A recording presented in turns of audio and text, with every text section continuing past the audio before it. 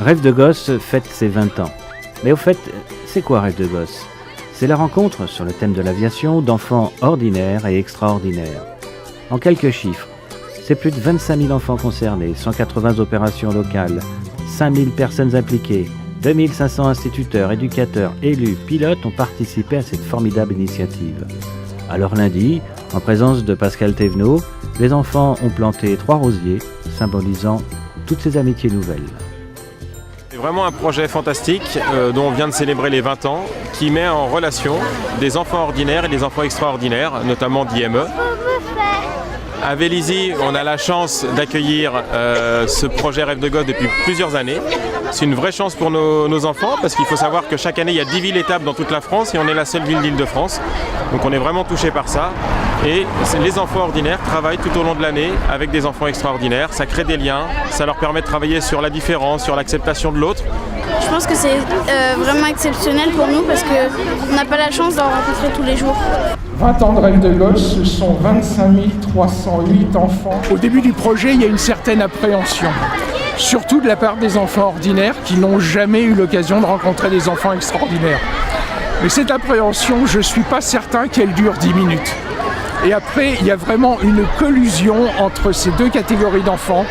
Il y a une volonté manifeste de travailler en commun, de se découvrir, de se confier des secrets, de s'aider. C'est très rassurant de voir une vie citoyenne qui commence de cette façon-là. Le premier que j'ai rencontré, c'était Manon, qui était vraiment très marrant. Et ce que j'aimais bien, c'est qu'elle arrêtait pas de faire... à chaque fois, elle arrêtait pas de faire des bruits de langue et tout ça, et de sauter partout. Il est bien. En fait, il y a une terre, de l'eau, des salles. En fait, on fait ça. Après, ça rosé. Et après, on fait des terres. Vide avec nous, elle arrive pas à montrer les sentiments comme nous. Par exemple, nous on parle quand on est joyeux, et quand elle est joyeuse, elle tire les cheveux. Elle a pas les mêmes sentiments. Non, c'est plus ça. Elle a pas les mêmes. Maintenant elle fait ça. Oui, elle fait maintenant ça elle fait ça ou sinon elle pousse. Elle pousse ou elle vous tient la main. Oui, elle pousse. Je pense qu'en fait, si on joue avec eux ou on fait des choses, on oublie le handicap en fait. C'est bien. Ouais.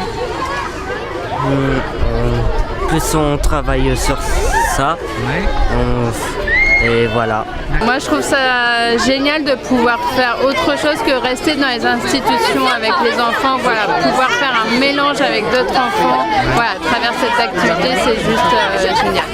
Ce que j'ai dit tout à l'heure aux enfants, c'est que je considère que ça va vraiment les changer en bien. C'est-à-dire qu'ils vont grandir grâce à ce projet, ils vont mûrir, ils vont devenir de meilleures personnes et je trouve ça fantastique. Et je tiens quand même à remercier les enseignants parce que ce projet, c'est les enseignants qui sont volontaires, donc il faut qu'on trouve des classes d'accueil.